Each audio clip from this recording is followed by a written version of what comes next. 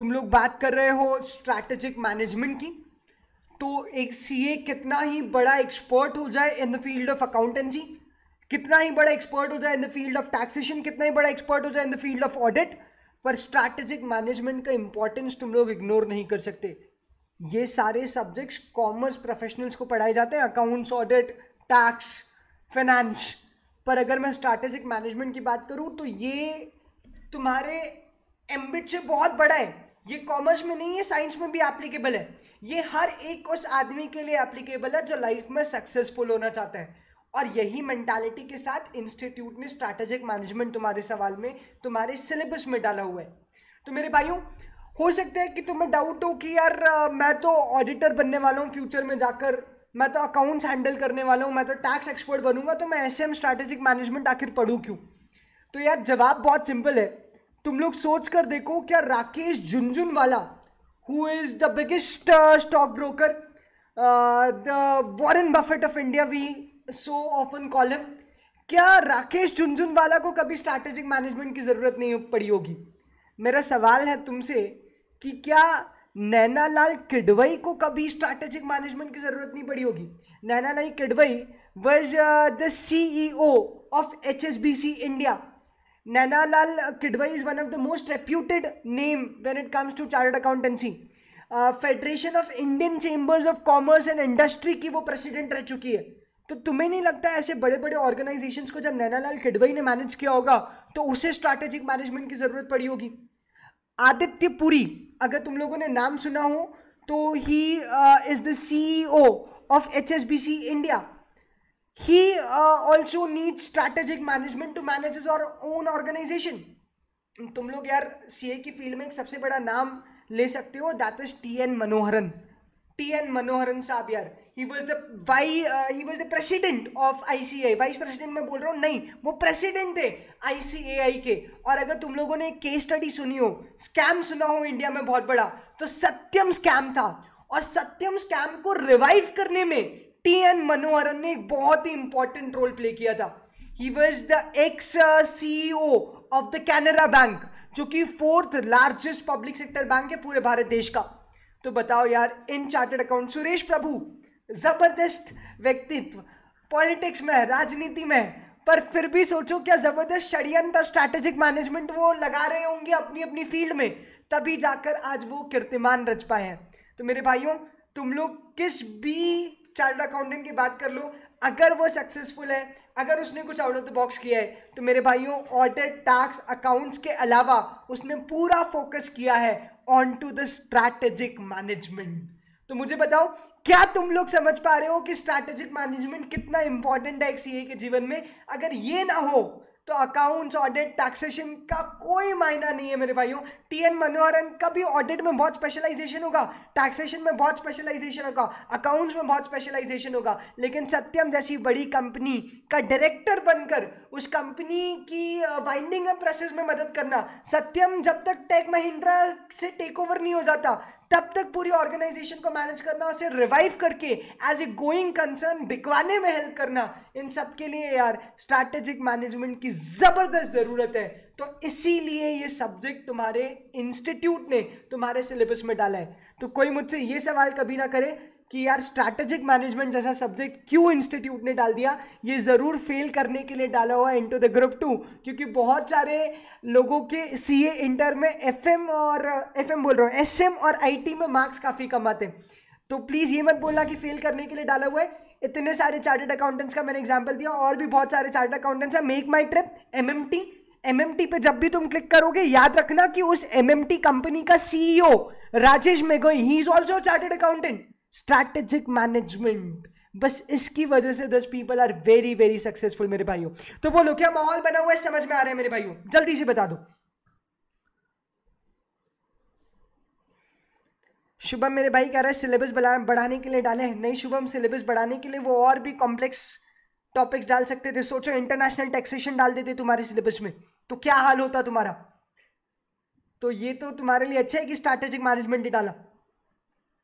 हाँ, कुमार मंगलम बिरला को हम नहीं भूल सकते. संचित, जबरदस्त businessman, the most renowned chartered accountant. मुझे लगा तुम सब लोगों को पता ही है, सेम एग्जांपल हर कोई देता है, इसलिए मैंने कुमार मंगलम बिरला का नाम स्किप कर दिया, otherwise nobody could forget him. मतलब सीए की सक्सेस का पहला नाम अगर स्टार्ट होता है तो कुमार मंगलम बिरला से स्टार्ट होता है।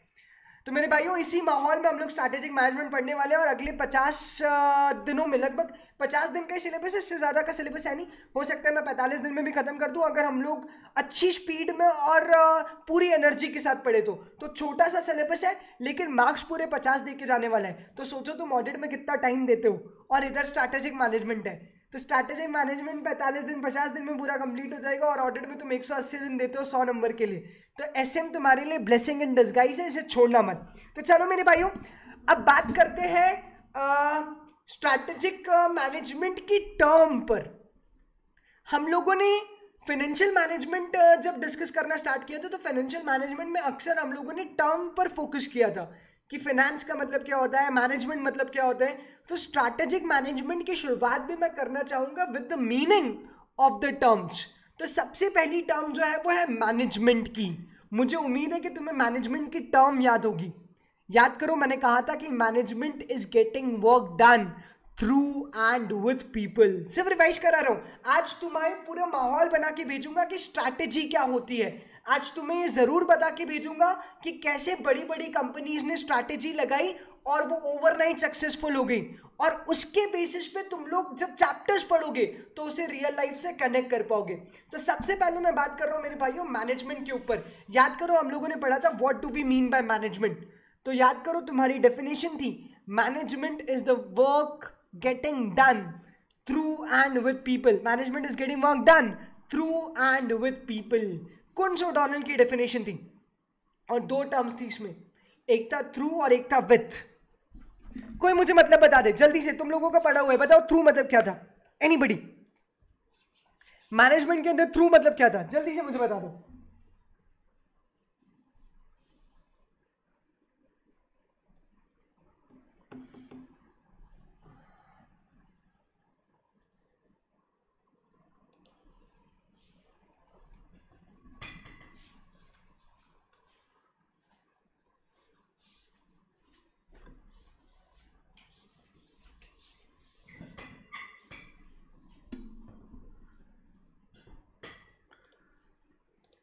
जल्दी से मुझे बता दो थ्रू मतलब क्या था। Management is getting work done through people. What do you mean by through?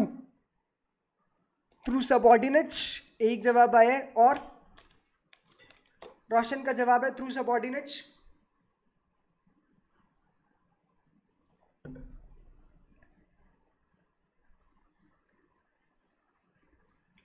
Efficiently work conduct कराना पब्लिक से, अदिति ठीक है। इफिशिएंटली वर्ड वापस आ गया।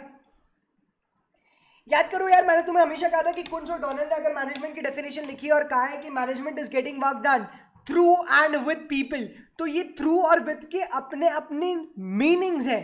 These terms have certain meanings. और थ्रू का मतलब होता है मेरे भाइयों तुम्हें कई बार कनिंग होकर, कई बार थोड़ा प्रेशर बनाकर, कई बार रिवॉर्ड सिस्टम और पनिशमेंट सिस्टम को अप्लाई करके लोगों से काम कराना पड़ेगा। That is management is getting work done through people. ये तुम्हारी बुक की डेफिनेशन है जो स्ट्रैटेजिक मैनेजमेंट में तुम्हें मिलेगी चैप्टर नंबर 1 में। तो मेरे भाइयों management is getting work done through people मतलब लोगों ने से काम कराना। लोगों में थोड़ा सा डर होना जरूरी है कि अगर ये काम नहीं किया तो there would be certain punishment जो उन्हें मिलेगी।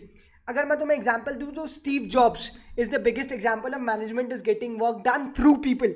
याद करो मैंने तुम्हें पहले भी एग्जांपल दिया था कि स्टीव जॉब्स ने किसी व्यक्ति को बुलाया, कहा कि प्रोजेक्ट को कंप्लीट करना है। उसने कहा 6 हफ्ते लगेंगे प्रोजेक्ट कंप्लीट करने में। स्टीव जॉब्स ने कहा मेरे पास इतना टाइम नहीं है, मेरे पास सिर्फ 2 हफ्ते हैं, क्या प्रोजेक्ट को कंप्लीट कर सकते हो? And guess what, he did complete the project. मुझे पता है स्टीव जॉब्स के बाद लोग कहते हैं कि स्टीव जॉब हार्श थे। मुझे पता है कि लोग कहते हैं कि Steve jobs was a good leader, a very successful entrepreneur, but Steve jobs was not a good person. मुझे पता है कि स्टीव जॉब्स की फिलोसॉफी अलग थी।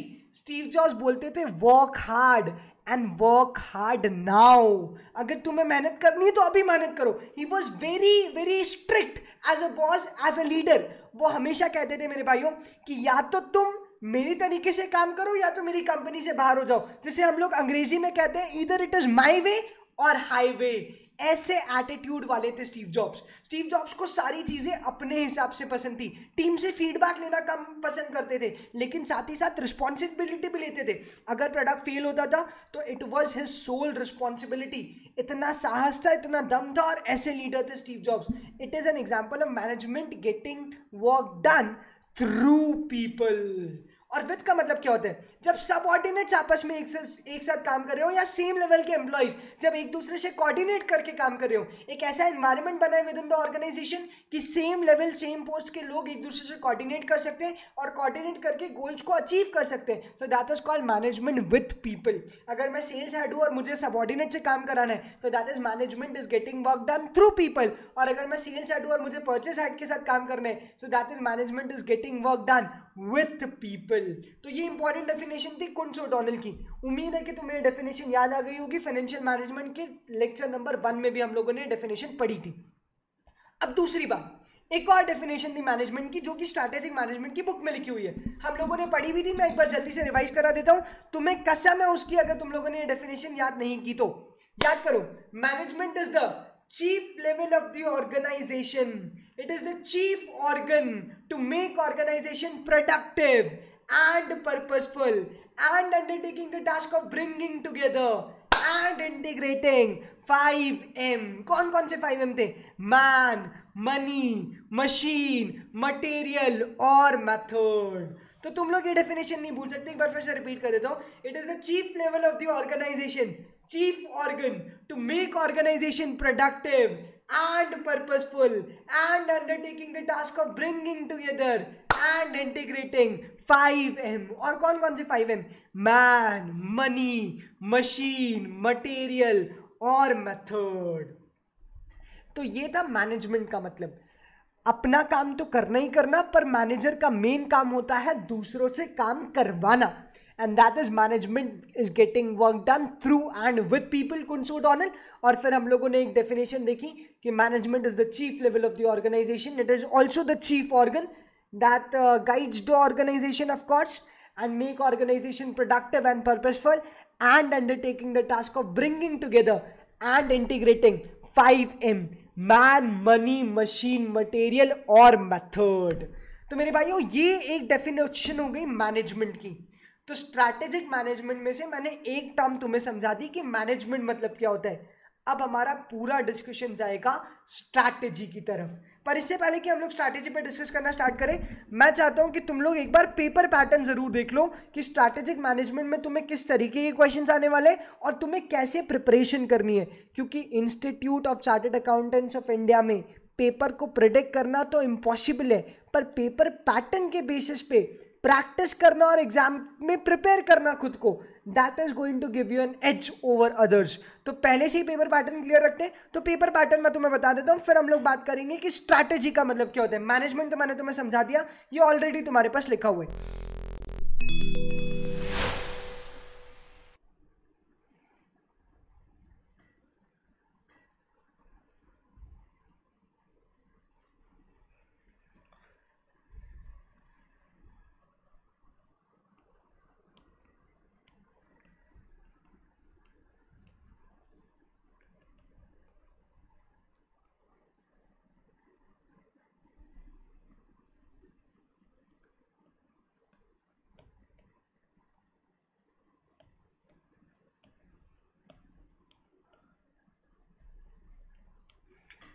तो मेरे भाइयों, स्ट्रैटेजिक मैनेजमेंट का जो पेपर है that is going to be of 50 marks.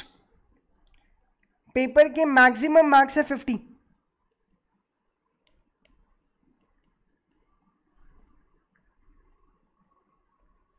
ठीक है, जो पेपर पैटर्न एसएम का है वही पेपर पैटर्न ऑब्वियसली ईआईएस का भी होगा, दोनों पैरेलल ही चलते हैं। मैं तुम्हें एसएम का बता देता हूँ, अमित सर से तुम लोग ईआईएस का जरूर पूछ सकते हो।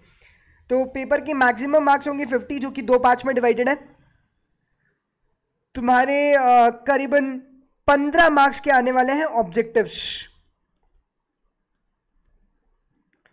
और 35 मार्क का तुम्हें करना है डिस्क्रिप्टिव पेपर। अब इस 35 का भी मैं तुम्हें ब्रेकअप बता देता हूं। इस 35 में भी तुम्हारे पास चॉइस होगी 4 क्वेश्चंस की।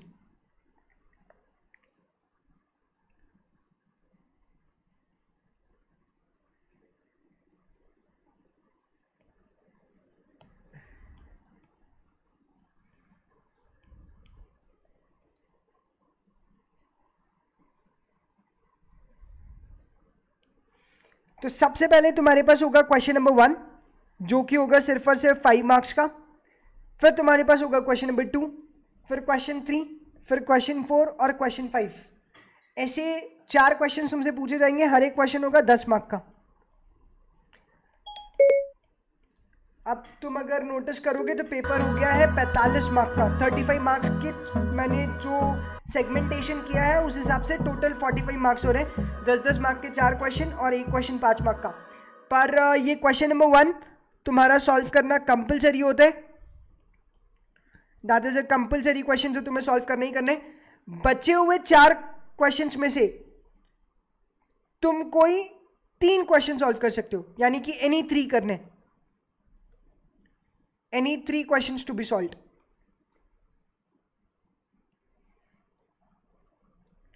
अब इन 10 मार्क्स का ब्रेकअप क्या रहेगा वो इंस्टीट्यूट पे डिपेंड करता है। कई बार वो 5-5 मार्क के क्वेश्चन भी पूछ लेते हैं।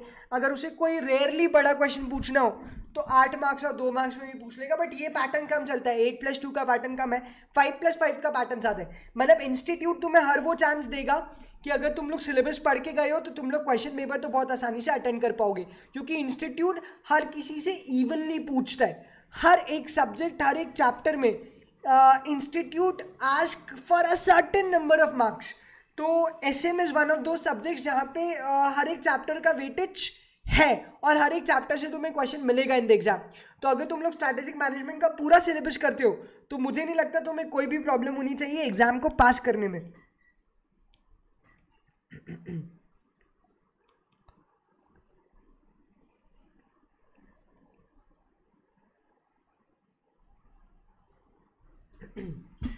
तो मेरे भाइयों ये पेपर पैटर्न था।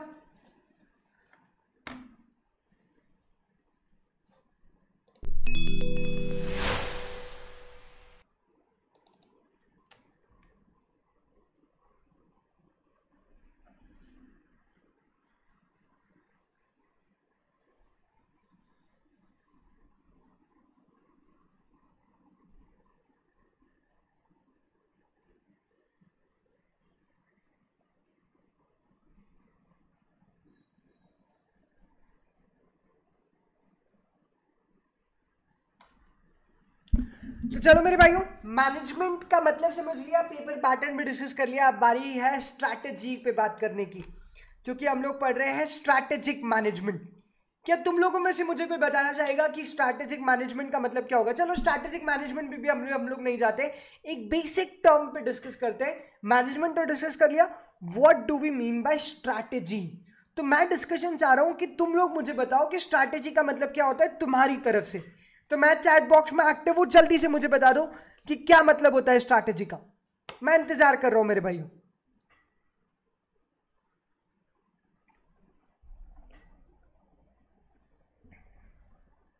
अदिति का कहना है इफिशिएंटली वर्क कंडक्ट कराना पब्लिक से। गवर्नमेंट नहीं हूं अदिति, मैं पब्लिक क्यों आ रहा है? इंस्टा की पगलिप से काम करवाना, इज इट लाइक दैट? सार्थक जैन कह रहे हैं प्लान है स्ट्रैटेजी। तो भैया प्लानिंग तो तुम लोग पढ़ के आए हो 12th में, फिर क्यों मुझसे पढ़ रहे हो स्ट्रैटेजी? जरूरत क्या है तुम्हें स्ट्रैटेजी पढ़ने की सार्थक? कोई भी काम करने से पहले उसकी प्रोसेस डिस्कस करना। ओ माय गॉड, आदित्य ऐसे है कि मैं और वो सब कुछ डिस्कस करके करते हैं सारी प्रोसेस। तो क्या ये स्ट्रैटेजिक मैनेजमेंट है? शुभम पटेल कहता है कि भैया सब कुछ छोड़ो, चाणक्य ही स्ट्रैटेजी है।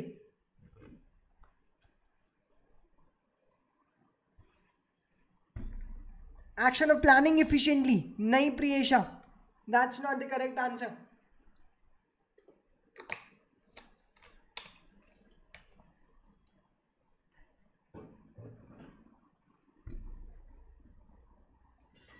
अच्छा, अकाउंट्स भी पढ़ा है 11-12 में सार्थक, अभी भी पढ़ा रहे हैं। अकाउंट्स इतना बड़ा है सार्थक, क्या करें, नए नए कॉन्सेप्ट्स आते रहते हैं। चलो मैं तुम्हें बता देता हूँ स्ट्रैटेजी का मतलब क्या होता है। नहीं नहीं नहीं नहीं नहीं नहीं नहीं, मैं तुम्हें बताने नहीं वाला स्ट्रैटेजी का मतलब क्या होता है। मैं तुमसे कुछ बात करने वाला हूँ और तुम स्ट्रैटेजी का मतलब ऑटोमेटिकली समझ जाओगे। देखो मेरे भाइयों, there is a very famous biscuit in India जिसका नाम है पार्ले जी। सब लोग जानते हैं पार्ले जी के बारे में। क्या तुमने कभी वाकई में सोचा है कि पार्ले जी ने ऐसा आखिर क्या किया कि पार्ले जी पहले 4 रुपए में बिकता था, आज भी 5 रुपए में बिक रहा है और लगातार बिक ही जा रहे हैं। कॉस्ट पार्ले जी कैसे मैनेज करता होगा? क्या पार्ले जी ने कभी भी इन्फ्लेशन को देखकर प्राइस बढ़ाने की कोशिश नहीं की? हाँ, how does Parle G work? और मैं तुम्हें सोचने पर मजबूर करता हूं। अगर मैं चिप्स के मार्केट की बात करूं तो लेस आज से 10 साल पहले भी 10 रुपए के आते थे और लेस आज भी 10 रुपए के ही आते हैं। कैसे? मतलब क्या इन कंपनीज को आशीर्वाद दिया है भगवान ने कि तुम्हारे साथ कभी इन्फ्लेशन नहीं होगा? जल्दी से बताओ मुझे। संजीत जी कह रहे हैं पार्ले जी। संजीत आगे क्या? पार्ले जी खाना है, पार्ले जी अच्छी कंपनी है, you are my Parle G, what is there? Sanchit Kaynat कह रहा है action planning how to achieve something. नहीं नहीं नहीं नहीं। आदित्य मित्तल कह रहा है quantity. Correct correct correct, quantity cutting. और क्वांटिटी कटिंग ऐसे नहीं कि बिस्किट के नंबर बहुत ज्यादा कम कर दिए। मतलब पार्ले जी ने ऐसा नहीं किया कि वो 16 बिस्किट दे रहा था अगर, तो उसने एकदम से 2 बिस्किट या 4 बिस्किट देना स्टार्ट कर दिया। This is not something Parle G did. Parle G अगर 16 बिस्किट दे रहा था तो उसने बहुत टाइम तक 16 बिस्कुट ही कंटिन्यू रखे। पार्ले जी ने अपना वेट कम कर दिया। तुम बिस्कुट तो फिर भी गिन सकते हो कि 16 है कि नहीं, 14 हो गए कि 12 हो गए, पर तुम लोग वेट बार बार नहीं देखते। कितनी बार हुआ है कि तुम लोगों ने पार्ले जी खरीदा और तुम लोग वेट देख रहे हो कि वेट प्रॉपर मिला है या नहीं मिला है, कि 20 ग्राम एक्स्ट्रा वेट मिलना चाहिए था और दुकानदार से तुमने बिस्किट का पैकेट वापस करा लिया। चलो दूसरी बात करता हूँ, लेस की अगर मैं बात करूँ तो लेस वाले महाचोर है। तुम्हें लगता है कि इन्फ्लेशन नहीं बढ़ा, पर उन्होंने इन्फ्लेशन बहुत बढ़ा दिया है। 10 रुपए की जो लेस वो पहले देते थे वो आज 20 रुपए में दे रहे हैं। तुम्हें पता ही नहीं चल रहा है। मैं बताता हूँ कैसे। जब लेस की मैं बात कर रहा हूँ 2001-2002 की, तो लेस 10 रुपए में देता था 50 gram chips. I repeat, 50 gram chips आते थे लेस के पैकेट के अंदर। धीरे धीरे वो 50 ग्राम से शिफ्ट होके आया 36 ग्राम पे, फिर 36 ग्राम से शिफ्ट होके आया वो 30 ग्राम पे, 30 ग्राम से वो फाइनली चोर लेस कंपनी अब शिफ्ट होके आ गई है 26 ग्राम पे। मैं ऐसे इसलिए बोल रहा हूँ कि लेस मेरा फेवरेट है। That is something I really like. Cream and onion, I just love that flavour. पर इतना महंगा, मतलब 10 रुपए में 26 ग्राम। अगर अब मैं तुम्हें डायमंड की बात करूँ, सलमान भाई, मतलब राधे राधे, छोड़ो, क्या याद दिला दिया तुमने, पूरा सेशन का माहौल खराब कर दिया मैंने। I am extremely sorry, I take my words back. तो जो डायमंड चिप्स है वो मिलता है 10 रुपए में 40 ग्राम। 40 ग्राम चिप्स मिलता है डायमंड 10 रुपए में, एज कंपेयर टू लेस जो कि रहता है 26 ग्राम। तो सोचो यार, लेस ने कितना इन्फ्लेशन कर दिया, पर लोग इतना दिमाग नहीं लगाते। They still by the product just because of its pricing strategy. जबरदस्त प्राइसिंग स्ट्रैटेजी है यार। तो ये जो पार्ले जी ने किया over a period of time, what is this called? This is called pricing strategy. यही तो स्ट्रैटेजी है। अब इसको मैं डेफिनेशन में बोलूंगा या अलग लगेगी, but this is what real life strategy is all about. Parle G को गोल अचीव करना था ज्यादा सेल्स करने का, और पार्ले जी ज्यादा सेल्स कर रही है। पार्ले जी का गोल हो सकता है मार्केट लीडर बनने का, और पार्ले जी आज भी ग्लूकोज बिस्किट में मार्केट लीडर है। अगर पार्ले जी प्राइस बढ़ा देता तो शायद टाइगर जैसा बिस्किट, मेरी गोल्ड जैसा बिस्किट, ये सब खा जाते पार्ले जी को, खत्म कर देते। सनफीस्ट है, टाइगर है, there are so many of biscuits. ITC का बिस्किट है सनफीस्ट, ब्रिटानिया का बिस्किट है टाइगर। तो there are so many of biscuit जो पार्ले जी के साथ compete करते हैं, और फिर पार्ले जी शायद अपने घुटने टेक देता, पर पार्ले जी फिर भी स्टेबल बना रहा, just because of the one game plan, one strategy. मैं तुम्हें और थोड़ा सा डिटेल में बताता हूँ कि पार्ले जी का बिजनेस चलता कैसे। अगर तुम पार्ले जी की बात करोगे तो पार्ले जी के एक बंडल में होते हैं 30 पैकेट्स। मतलब जो होलसेलर्स को मिलता है ना, वो एक बंडल में मिलते हैं 30 पैकेट्स, और एक बॉक्स में होते हैं 12 बंडल। फिर से रिपीट करो, पार्ले जी का एक बड़ा सा जो बॉक्स आता है, बक्सा, देखोगे अगर तुम लोग दुकान पे तो वो बॉक्सेस खरीदते हैं, उस बॉक्सेस में आते हैं 12 बंडल, और 12 बंडल में होते हैं, हर एक बंडल में होते हैं 30 बिस्कुट पैकेट 2-2 रुपए वाले। अब सुनो, ये बंडल की आइडली कॉस्ट, एक बंडल की आइडली कॉस्ट होनी चाहिए 60 रुपए, क्योंकि उसमें 30 पैकेट्स है 2-2 रुपए वाले बिस्कुट के, तो 60 रुपए बंडल की आइडल कॉस्ट होनी चाहिए। वो होलसेलर को मिलता है 55 रुपये में, लगभग 55 रुपये में, और होलसेलर फिर उसको रिटेलर्स को देते हैं। अब सुनना, अगर कंपनी को कॉस्ट ऑफ यूनिट्स पे खेलना है तो कंपनी क्या करेगी, कॉस्ट ऑफ यूनिट्स को कम करने की कोशिश करेगी, और कॉस्ट ऑफ यूनिट्स अगर कम हो जाती है तो कंपनी बोलती है कि एक्स्ट्रा फ्री ले जाओ। कंपनी अगर ज़्यादा ग्राम प्रोड्यूस कर पाती है तो भी वो प्राइस 60 ही रखती है, होलसेलर की भी प्राइस 55 ही रखती है, और वो कस्टमर को ऑफर दे देती है 20% एक्स्ट्रा, 30% एक्स्ट्रा। ऐसा तुमने बहुत सारे बिस्किट के पैकेट्स के साथ देखा होगा। So that is the strategy of Parle G. और अगर कंपनी की कॉस्ट ऑफ प्रोडक्शन नहीं बैठ पाती, कॉस्ट ऑफ प्रोडक्शन ज़्यादा हो जाती है, तो कंपनी होलसेलर का मार्जिन घटा देती है। वो होलसेलर को बोलती है अब देखो 55 में नहीं देंगे, अब देखो 57 में देंगे, या देखो 56 में देंगे। लेकिन मार्केट में अभी भी कंज्यूमर को कितने में मिल रहा है, 60 रुपये में। यानी कि कंज्यूमर के प्राइस को फ्लक्चुएट नहीं किया जाता, होलसेलर के मार्जिन को फ्लक्चुएट कर दिया जाता है। जो 60 रुपये का बंडल है वो 55 में मिलता है होलसेलर को। आइडियली अगर cost of units of production ज्यादा हुई तो होलसेलर का मार्जिन कम कर देंगे, और cost of unit of production कम हुई तो होलसेलर का मार्जिन उतना ही रहने देंगे, लेकिन कस्टमर को डिस्काउंटेड या ऑफर दे देंगे कि 25 gram extra, 30 gram extra. This is what the strategy of Parle G. मेरे भाइयों, Parle G is giving you an example of life strategy. चलो मैं तुम्हें एक और प्रोडक्ट का नाम बताता हूं। अगर तुम लोगों ने क्लासमेट की कॉपी देखी होगी तो तुम लोगों को पता होगा कि क्लासमेट की कॉपी किसकी है। जल्दी से मुझे कमेंट सेक्शन में बता दो किसकी है क्लासमेट की कॉपी। मैं इंतजार कर रहा हूं, जल्दी से बता दो इनटू द कमेंट सेक्शन।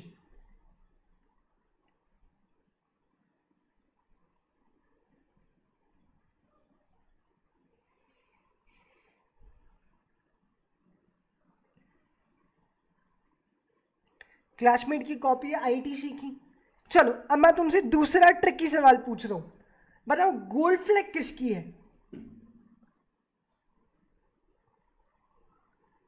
तुमने नाम तो सुना ही होगा भैया। कोई स्क्रीन रिकॉर्डिंग मत कर लेना, बोलना कि ये बात होती है हमारी स्ट्रैटेजिक मैनेजमेंट में, वरना तुम मादा काट दो। जैसे राहुल गांधी ने बोला था, बोले इधर से आलू डालेंगे उधर से सोना निकलेगा, ऐसा मोदी जी कहते हैं। तो मोदी जी कहते हैं काट दिया, और राहुल गांधी को ट्रोल कर दिया, बोले इधर से सोना डालेंगे, इधर से आलू डालेंगे, उधर से सोना निकलेगा। तो बताओ, अब gold flag is also of ITC. Hotels business, that is also of ITC. John players नाम के कपड़े पहने कभी, विल्स लाइफस्टाइल, आईटीसी। मेरे भाइयों, आईटीसी इतनी जगह है ना, तुम गिन नहीं पाओगे ऑन टू द पेपर। इतनी सारी जगह ITC is there, ITC is available. तो आईटीसी क्या करते हैं, अपनी एक बिजनेस की स्ट्रेंथ को यूज करता है दूसरा सब्सिक्वेंट बिजनेस खोलने में, और ऐसे वो धीरे धीरे बिजनेस ग्रो किए जा रहे हैं। And he has become a conglomerate, a big conglomerate when it comes to Indian industrial system and Indian companies। तो ITC की बहुत ज़्यादा वैल्यू है। तो ITC ने क्या किया, अपने फंड्स को किसी एक जगह नहीं लगाया, किसी एक बिजनेस में कॉन्सेंट्रेट नहीं किया, अलग अलग बिजनेस में डाइवर्सिफाई किया। That is what diversification strategy. तो ITC is another example of strategic management. चलो मैं तुम्हें एक जबरदस्त लाइव चीज करके दिखाता हूँ। ध्यान से देखो, अगर मैं ये गूगल खोलता हूँ और गूगल पे सर्च करता हूँ Amazon clinic plus, Amazon clinic plus, Amazon clinic plus shampoo,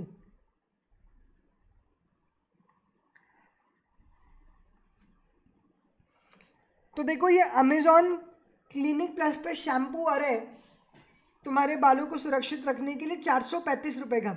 अभी डिस्काउंट चल रहा है उसमें, तो 392 का मिल रहा है। यूजुअली कितने का मिलता है, 435 रुपए का। ठीक है, और भी होंगे क्लिनिक प्लस के, देखो मैं बताता हूँ तुम्हें।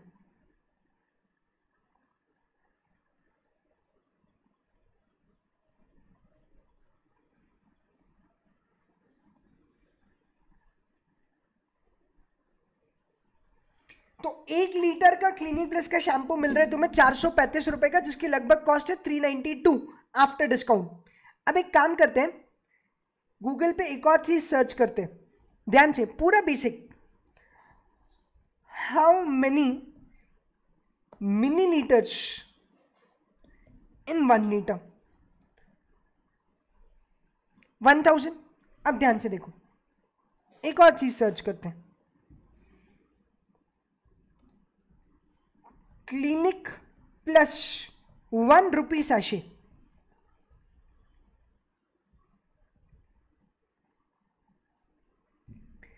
तो क्लिनिक प्लस के 1 रुपए के सैशे में 6 ml आता है भाइयों, 6 ml का सैशे होता है।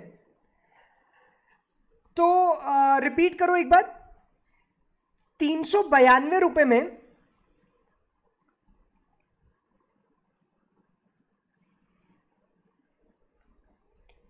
392 रुपए में तुम्हें मिल रहे हैं 1000 मिलीलीटर्स। और अगर मैं 1 रुपए के सैशे की बात करूं तो 1 रुपए के सैशे में तुम्हें मिलेंगे 6 मिलीलीटर। तो अगर तुम लोग पूरे 392 रुपए से 1-1 रुपए के सैशे खरीद लेते हो तो 392 सैशे में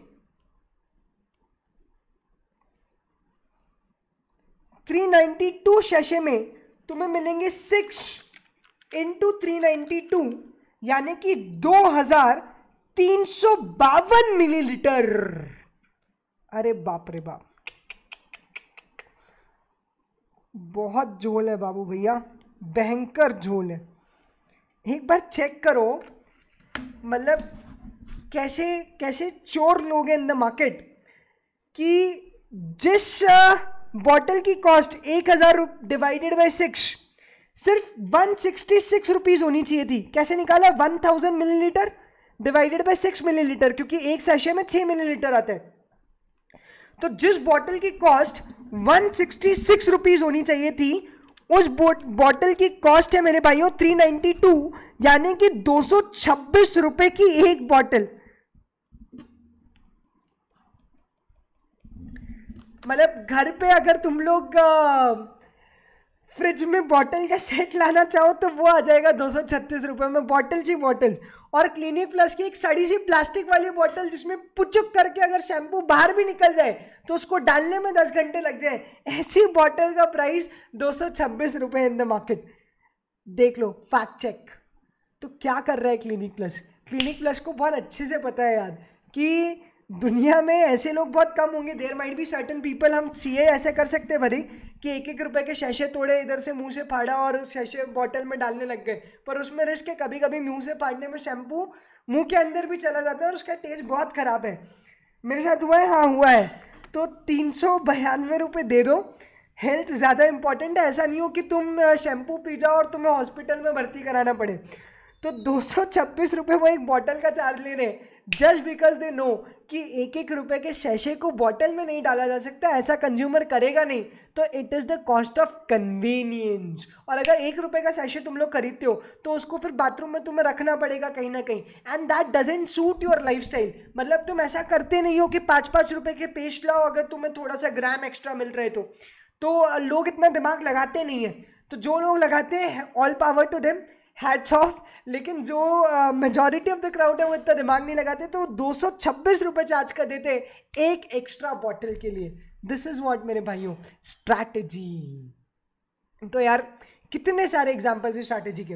अगर मैं बात करूं पोलो की, तो पोलो में एक होल है छोटा सा, तुम लोगों ने अगर ऑब्जर्व किया हो तो पोलो में बीच में एक होल है।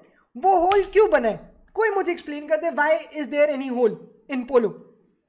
भैया बहुत बड़ा डिसीजन था। देखो, दो चीज़ें, वैसे nobody is clear about it. ऐसा लोग रूमर्स में बोलते हैं कि एक सीए ने सजेशन दिया कि पोलो को बीच में से होल कर दो। वो एक्चुअली सजेशन आया, वो सीए से आया नहीं आया मुझे भी नहीं पता।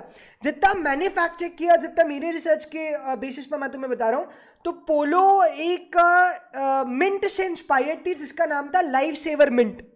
और लाइफ सेवर वो स्विमिंग वाले हमारे होते हैं जो बिल्कुल गोल होते हैं, स्विमिंग कॉस्ट्यूम के साथ जो मिलते हैं, जिस पे आप बैठ के तैर सकते हो। अगर आपको तैरना नहीं आता तो आप डूबोगे नहीं, तो वो लाइफ सेवर्स होते हैं। तो पोलो चूंकि लाइफ सेवर मिंट से इंस्पायर्ड था, तो उसने सोचा क्यों ना इसका डिजाइन लाइफ सेवर जैसा करते हैं। तो उसने बीच में होल कर दिया, just because it is in circle. और साथ ही साथ पोलो की सेल्स भी लगातार उस टाइम पे गिर रही थी, because polo look like a डाइजिन tablet, मतलब वो ऐसी गंदी सी डाइजीन टैबलेट जैसी दिखती थी। तो पोलो ने वो होल किया, उससे फ़ायदा ये हुआ कि कॉस्ट 50% से कम हो गई, क्योंकि जितना रॉ मटेरियल उन्हें एक टैबलेट बनाने में लगता था, अब आधी कॉस्ट में उनकी टैबलेट बन रही है। दूसरा, इस पोलो की प्रोडक्ट पोजिशनिंग हो गई। मतलब क्या हुआ प्रोडक्ट पोजिशनिंग का? अगर तुम लोग सारी मिंट देखोगे तो सारी मिंट या तो सर्कल में आती है, या फिर ट्रायंगल्स में आती है, या फिर स्क्वायर्स में आती है। पोलो एकमात्र ऐसी मिंट थी इन दोज डेज जो कि सर्कल में आती थी, और सर्कल के अंदर एक सर्कल होता था। 1925 में लोग इतने इक्विप्ड थे नहीं कि वो चॉकलेट के अंदर ऐसे स्मॉल स्मॉल सर्कल्स भी बनाने, बट पोलो डिड इट। और पोलो ने ब्रांड पोजिशनिंग की। एक तो कॉस्ट आधी हो गई और सेल्स भी डबल हो गई, because Polo looked more appealing to people. अब वो उन्हें डाइजिन की गोली जैसी नहीं लग रही थी, और अगर तुम लोग पोलो मुंह में डालो तो अब वो जुबान पे उसका छल्ला बना सकते हो, मतलब वो अटक भी सकती है अब। तो Polo actually become a hit after they made a hole inside the Polo. तो पोलो जैसी चॉकलेट ने भी मेरे भाइयों जबरदस्त स्ट्रैटेजिक मैनेजमेंट लगाया है। Cadbury is such example. Cadbury कितनी डायनामिक है यार। हर बार वैलेंटाइंस डे पे कोई नई कैडबरी लॉन्च हो जाती है। कभी कैडबरी बबली, कभी सिल्क, तो कभी शॉक, तमाम कैडबरीज है, कभी फ्रूट एंड नट्स। मतलब मुझे ही समझ में नहीं आता कितनी वैरायटी ऑफ कैडबरीज है। और एक विशेष बात है कैडबरी के बारे में, मतलब तुम लोग अग्री करना इन द चैट बॉक्स कि कैडबरी खरीदते लड़के हैं लेकिन खाती लड़कियां हैं। मतलब दिस इज अ फैक्ट कि दुनिया में जो चॉकलेट के कस्टमर्स हैं वो सारे बॉयज हैं, पर जितनी भी कंज्यूमर्स हैं वो सारी लड़कियां हैं। मुझे नहीं पता ऐसा क्यों होता है। जल्दी से मुझे कोई चैट बॉक्स में बताना चाहेगा, व्हाई डज इट हैपन?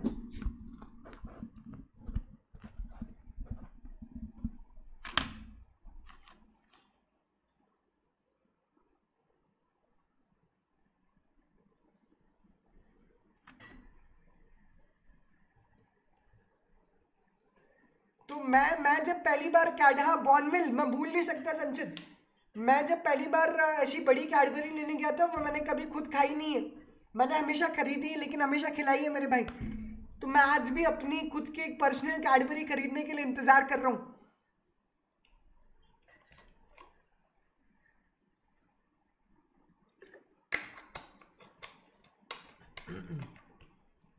तो चलो अब एक इंपॉर्टेंट बात बता देता हूं कि फाइनली ये सब एग्जांपल्स मैंने क्यों दी।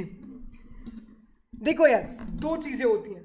एक होता है ऑर्गेनाइजेशन के अंदर गोल, और एक होता है उस गोल को अचीव करने का तरीका। जो गोल है ना उसे ही हम लोग गोल ऑब्जेक्टिव्स इस नाम से जानते हैं, लेकिन जो उस गोल को अचीव करने का तरीका है, जो मेथड तुम लोग यूज कर रहे हो, that is called as strategy. तो फिर से रिपीट कर रहा हूं, बहुत ही महत्वपूर्ण बात बोल दी है मैंने। स्ट्रैटेजी की डेफिनेशन बोल दी है पूरी हिंदी में, शुद्ध हिंदी में स्ट्रैटेजी की डेफिनेशन मैं तुम्हें दे चुका हूं। दो चीजें होती है ऑर्गेनाइजेशन में, एक होता है गोल या फिर ऑब्जेक्टिव, एक टारगेट होता है, और एक होता है उसको अचीव करने के लिए मेथड्स, उसको अचीव करने का तरीका। वो तरीका इज योर स्ट्रैटेजी। तो सबसे इंपॉर्टेंट डेफिनेशन जल्दी से लिखो, what do we mean by strategy. मैं भी यहां पे लिख रहा हूं onto the screen. What is meant by strategy?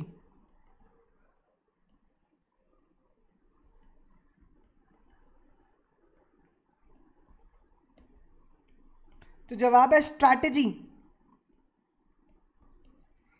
is not the goal setting.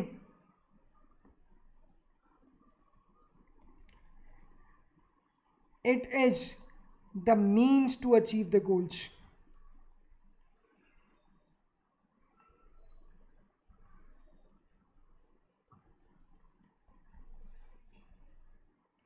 तो ये जितने भी एग्जाम्पल्स मैंने दिए मेरे भाइयों, ये सब स्ट्रैटेजी के थे।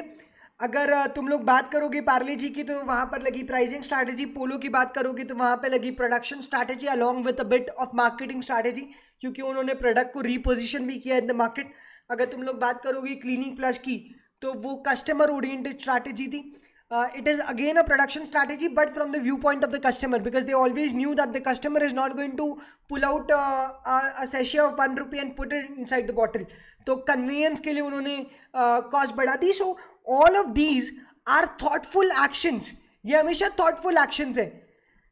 तुम्हारे पास एक गोल होगा, वो गोल हो सकता है या तो सेल्स को बढ़ाने का, हो सकता है तुम्हारे पास ऑब्जेक्टिव्स हो, तुम्हारे पास एक विजन होगा. इन सबको अचीव करने के लिए तुम जो मेथड्स लगाओगे वो मेथड्स स्ट्रैटेजी है. तो strategy is not the goal setting, it is the means of achieving the goals. Full screen में दिखा देता हूं मेरे भाइयों, ये रही फुल स्क्रीन तुम्हारे सामने, आराम से देख लो, लिख लो, फिर हम लोग आगे बढ़ते हैं। Strategy is not the goal setting, it is the means to achieve the goals of the organisation.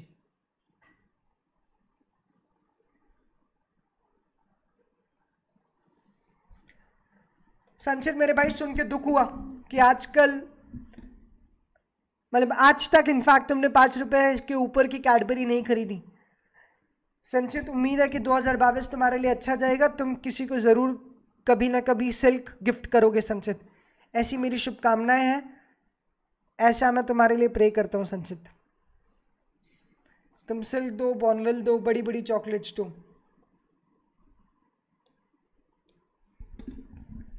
चलो अब सुनो मेरे भाइयों, अगर मैं स्ट्रैटेजी से तुमसे क्वेश्चन पूछना चाहूँ तो मैं क्वेश्चन ये पूछ सकता हूँ, मुझे जल्दी से चैट बॉक्स में आंसर दो, क्योंकि मेरे लिए इंपॉर्टेंट है कि मैं जो बोल रहा हूँ तुम वैसे ही समझ रहे हो या नहीं समझ रहे हो। तो जल्दी से मुझे आंसर देना। मुझे ऑल इंडिया रैंक 1 लेके आनी है सीए की फील्ड में, क्या ये स्ट्रैटेजी है? मैं फिर से जानना चाहता हूँ, मुझे ऑल इंडिया रैंक 1 लेके आनी है, क्या ये स्ट्रैटेजी है मेरे भाइयों? नहीं गर्वित मेरे भाई, एसएम में फास्ट 5 नहीं होंगे, एसएम में स्मार्ट 5 हो सकते हैं।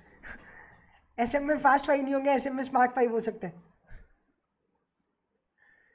जल्दी से मुझे बताओ, मुझे ऑल इंडिया रैंक 1 लेके आनी है सीए में, क्या ये स्ट्रैटेजी है?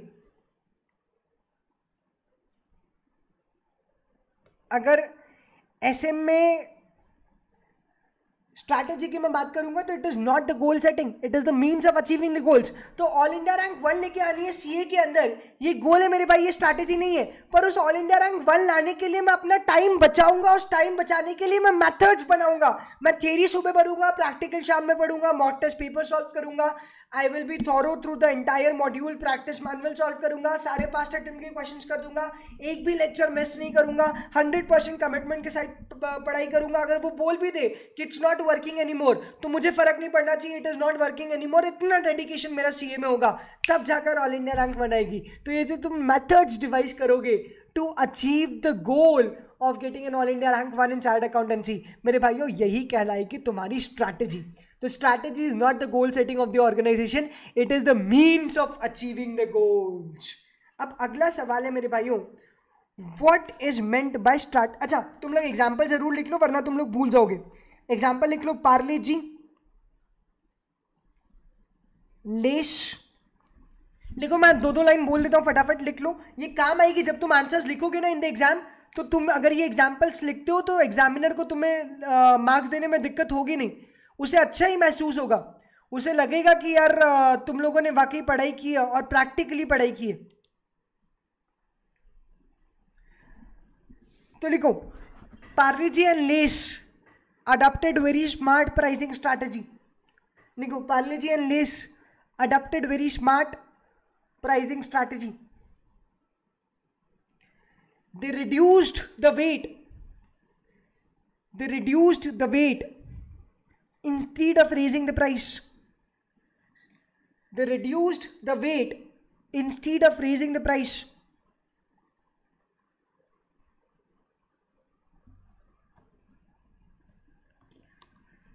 फिर तुम एक और एग्जांपल लिख सकते हो, that is of polo. Polo is an example of a beautiful production strategy। Polo is an example of a beautiful production strategy। It improved aesthetics।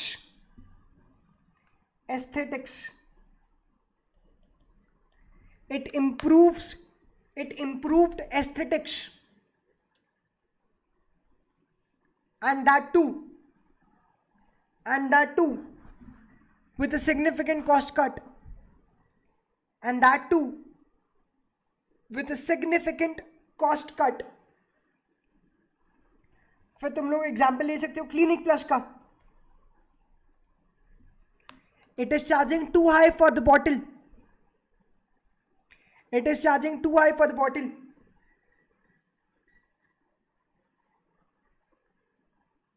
because of the convenience to the customer। because of the convenience to the customer. You can take example of dairy milk.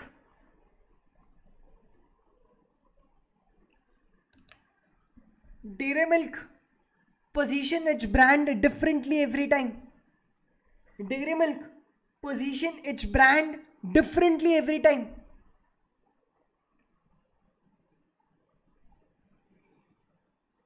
Dairy milk is positioning its brand different every time.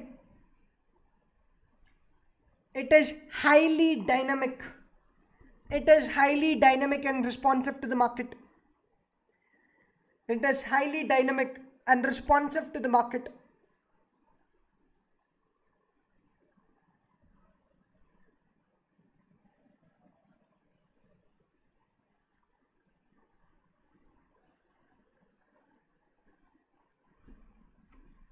तो finally मेरे भाइयों अब बात कर लेते हैं what is meant bye strategic management. अच्छा, तुम लोग स्ट्रैटेजी को हैंड मूवमेंट से भी याद रख सकते हो. जैसे हम लोगों ने मैनेजमेंट की डेफिनेशन हैंड मूवमेंट से याद रखी थी, वैसे तुम लोग स्ट्रैटेजी की डेफिनेशन को भी हैंड मूवमेंट से याद रख सकते हो. कैसे? Strategy is not the goal setting. I repeat, strategy is not the goal setting, it is the means of achieving the goals. ऐसे एक्शन कर सकते हो, it is the means of achieving the goals. ठीक है, फिर से repeat करते हैं. देयर इज अ गोल. चलो तुम लोगों को रिपीट करना है, तो मैं कसम है उसकी, मैं अकेले रिपीट कर रहा हूँ, मुझे भी बहुत बुरा लग रहा है, मुझे भी ऐसा स्टूपिड सा फील हो रहा है, पर अगर तुम लोग मुझे थोड़ा बहुत सपोर्ट कर दो तो हम लोग साथ में रिपीट कर सकते हैं. There is a goal and strategy is not the goal setting. फिर से, there is a goal and strategy is not the goal setting, it is the means to achieve the goals. It is the means to achieve the goals. तो ये hand movement याद रखना strategy के case में. अब दूसरा, what is meant bye strategic management.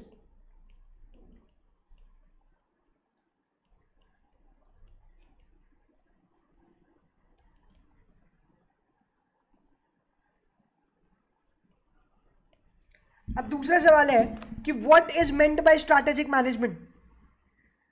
तो यार स्ट्रैटेजिक मैनेजमेंट का मतलब क्या होता है? तो स्ट्रैटेजिक मैनेजमेंट का मतलब होता है मेरे भाइयों to prepare strategies for the organisation. Strategies की प्रिपरेशन से लेकर इंप्लीमेंटेशन से लेकर एग्जीक्यूशन और कंट्रोल तक सब कुछ करना इज कॉल्ड स्ट्रैटेजिक मैनेजमेंट. यानी कि managing your strategy is called strategic management. In simple term, strategy के बर्थ से लेकर, स्ट्रैटेजी के इंप्लीमेंटेशन से लेकर, स्ट्रैटेजी के कंट्रोल तक सब कुछ इंक्लूड होता है इनटू द स्ट्रैटेजिक मैनेजमेंट. तो strategic management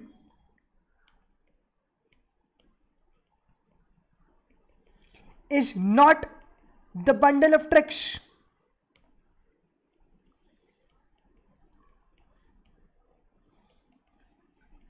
or a box of techniques.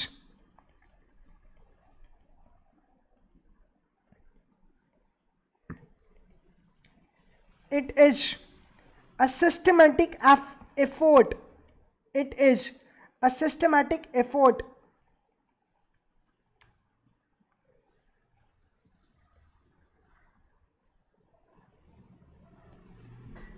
It is a systematic effort for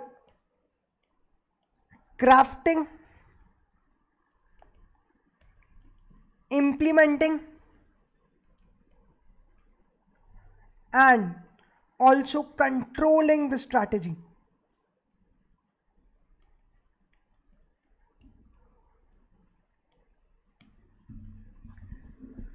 तो तुम लोग ऐसे भी याद रख सकते हो, strategic management is something where strategies are prepared. ऐसे ऐसे जल्दी जल्दी हाथ चलाने, वेयर स्ट्रैटेजीज आर प्रिपेयर्ड. क्यों strategies are prepared? Strategies are prepared to achieve the goal of the organisation. तो what is strategic management? Strategic management is a process where strategies are prepared. Strategies are prepared for what? To achieve the goals of the organisation. तो ये आगे तुम लोग ऐसे continue कर सकते हो कि strategic management is a process. अच्छा, जैसे ही मैंने प्रोसेस बोल दिया मतलब ये नेवर एंडिंग है, इट इज ऑलवेज कॉन्टिन्यूस. अगर मैं प्रोग्राम बोलता मतलब ये शुरू होता और फिर खत्म हो जाता. प्रोग्राम छोटे छोटे ही होते हैं. जैसे अगर मैं बात करूं NRHM, मध्य प्रदेश में नेशनल रूरल हेल्थ मिशन, वो गवर्नमेंट का ही प्रोग्राम है. अभी शिवराज सरकार चली जाएगी, कोई और सरकार आ जाएगी कांग्रेस की, तो फिर ये प्रोग्राम बंद भी हो सकते हैं। तो प्रोग्राम शुरू हुआ और खत्म भी हो सकते हैं लेकिन ये प्रोसेस है। SM is a process where strategies are prepared, where strategies are prepared and monitored so that goals of the organization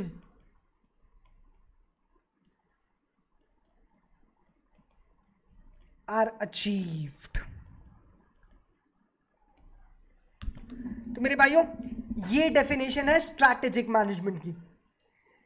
तो हम लोगों ने आज बहुत सारे एग्जाम्पल डिस्कस किए, ये समझा कि स्ट्रैटेजिक मैनेजमेंट क्यों इंपॉर्टेंट है, ये भी समझा कि मैनेजमेंट का मतलब क्या होता है, ये भी समझा कि स्ट्रैटेजी का मतलब क्या होता है, और फाइनली हम लोगों ने इस बारे में भी बात की कि what do we mean by strategic management.